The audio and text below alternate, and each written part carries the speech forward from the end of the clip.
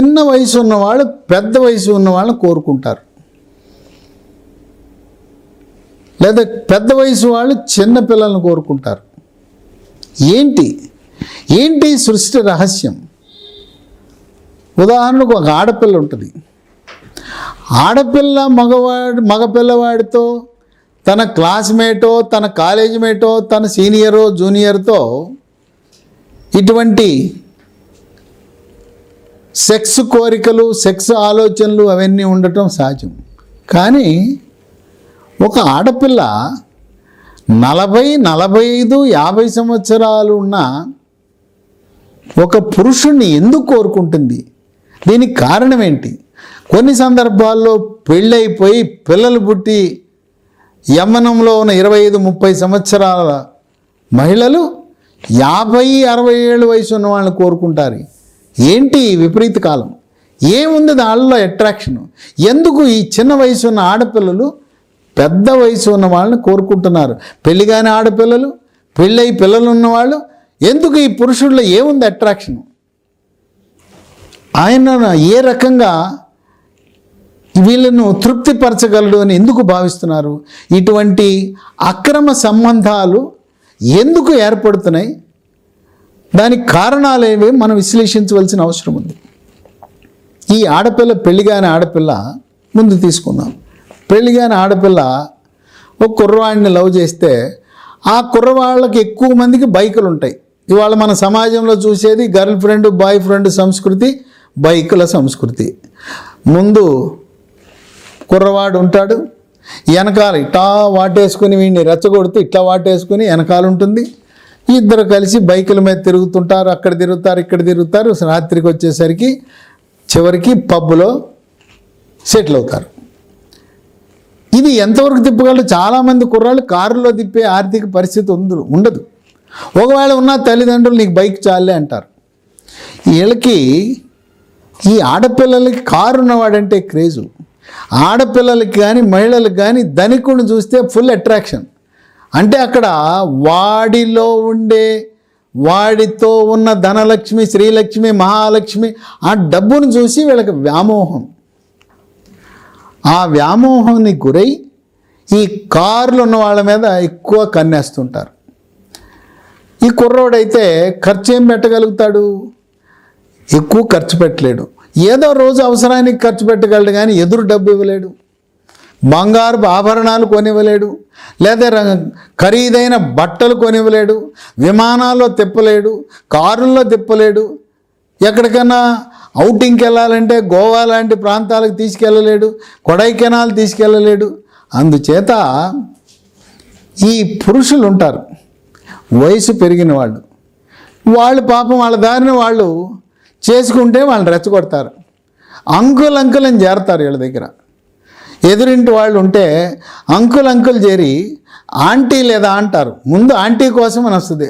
అమ్మ ఆంటీ ఊరు వెళ్ళిందమ్మా, మరి మీ డాక్టర్ ఎక్కడికి వెళ్ళింది? డాక్టరు ఆంటీ ఇద్దరు కలిసి వెళ్ళారు, అబ్బాయి ఏమో ఢిల్లీలో చదువుకుంటా అంటే ఎవరు లేరా అంకుల్ అంటుంది. ఎవరు లేరమ్మా. మరి ఎట్టా అంకుల్ మీరు భోజనం ఏంటి? నేనేమన్నా తెచ్చిపెట్టమంటారా? వండి పెట్టమంటారా? మా ఇంట్లోంచి తెచ్చిపెట్టమంటారా? లేకపోతే ఏదైనా మనం ఆర్డర్ చేద్దామా, మీకోసం ఆర్డర్ చేయమంటారా, ఫుడ్ ఆర్డర్ చేయమంటారా అని మొదలుపెడుతుంది. మొదలుపెట్టి ఆ రకంగా ఈ అంకుల్ని పడేస్తుంది.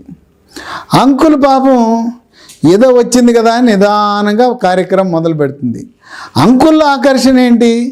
అంకుల్ బాగా స్థిరపడి ఉన్నాడు, ఆర్థికంగా స్థిరపడి ఉన్నాడు, మంచి ఉద్యోగం, మంచి ఆర్థిక స్థితిగతులు అన్నీ ఉన్నాయి అంకుల్కి.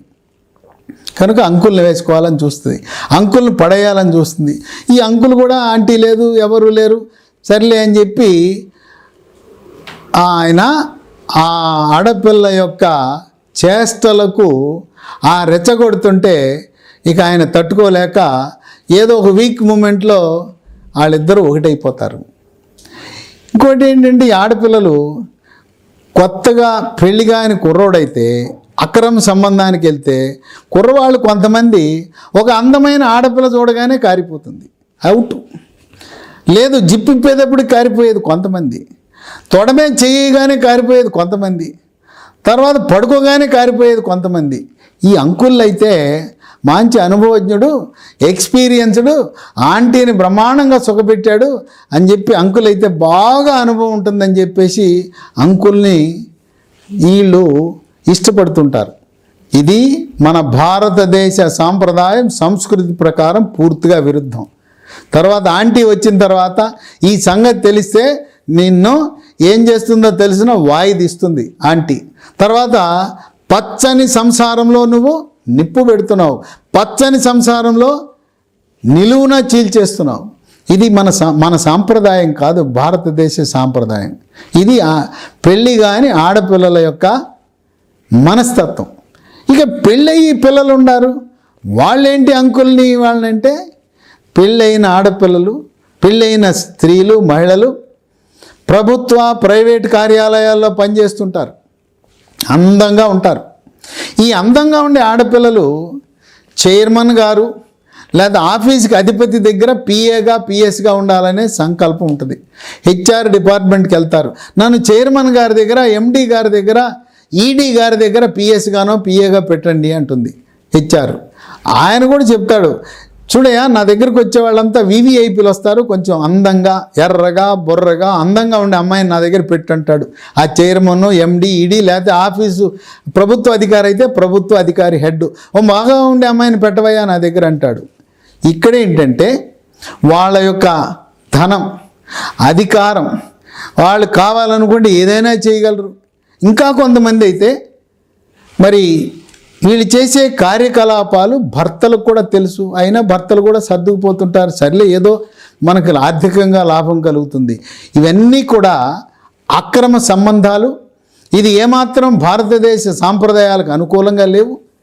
వీళ్ళు ఈ ఉన్నతాధికారులు కానీ లేకపోతే ప్రైవేట్ కంపెనీల చైర్మన్లు, ఎండీలు, ఈడీలు ఇటువంటి వాళ్ళు ఉన్నప్పుడు వాళ్లను వశపరుచుకుని వాళ్ళ ద్వారా ఆర్థికంగా లాభం పొందటానికి ఎక్కడికైనా బయటకు వెళ్ళాలంటే విమానం మీద వెళ్ళటం పెద్ద సంగతి కాదు, గెస్ట్ హౌస్లు పెద్ద సంబంధం కాదు. అదే ఏమీ లేనోడైతే ఈ చదువుకునే ఆడపిల్లలు, మగపిల్లలు కొన్ని సందర్భాల్లో ప్రైవసీ కోసం గ్రౌండ్స్లోకి వెళ్ళటం, పార్కుల్లో వెళ్ళటం, బిల్డింగులు పైకి వెళ్ళటం, ఇలాంటివన్నీ చేస్తుంటారు. కనుక ఈ ధన వ్యామోహంతో కూడా ఈ పెళ్ళి కాని ఆడపిల్లలు, పెళ్ళైన వాళ్ళు ఆ యొక్క అధికార దాహం, అధికారం ఉంది వాళ్ళ చేతుల్లో, అలాగే డబ్బు ఉంది కనుక ఆ విధంగా వాళ్ళని వశపరుచుకుంటారు.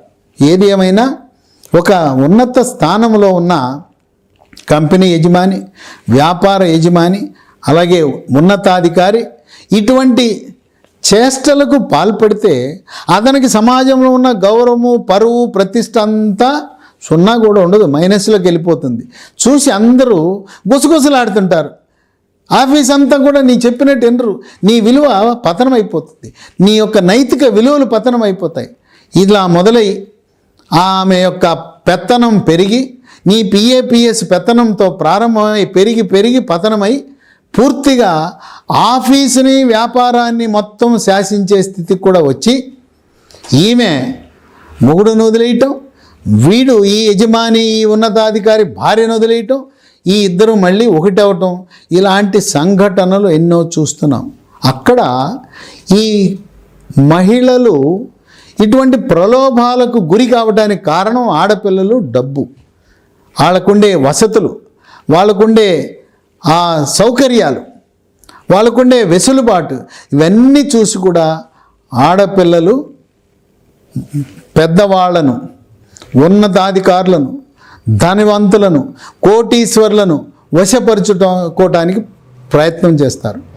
ఇక కొంతమంది పెద్ద వయసు మహిళలు, ఆంటీ అంకుల్ చనిపోయాడు జబ్బుతోనో యాక్సిడెంట్తో. ఆంటీ ఒంటరిగా ఉంటుంది, బాగా మంచి సంపద ఉంది, బిల్డింగ్ ఉంది. చాలామంది ఆంటీలు వాళ్ళ బిల్డింగుల్ని కుర్రవాళ్ళకి, చదువుకునే వాళ్ళకి అద్దెలకి ఇస్తారు. అద్దెకిచ్చిన కుర్రాడు ఎవడో ఒకడు ఎర్రగా బుర్రగా ఉంటే వాడి మీద వ్యామోహం, వాడి మీద కోరిక, వాడిని ఏదో దగ్గరికి తీయటం, వాడికి అన్ని వంటకాలు చేసి పెట్టడం, వాడు రెంట్ ఇవ్వకపోగా ఈఎంఐ ఈ ఓనరే వాడికి కొంత ఆర్థిక సహాయం చేయటం, వాడిని అన్ని రకాలుగా పోషించటం, వాడి మీద వ్యామోహం పెంచుకుంది.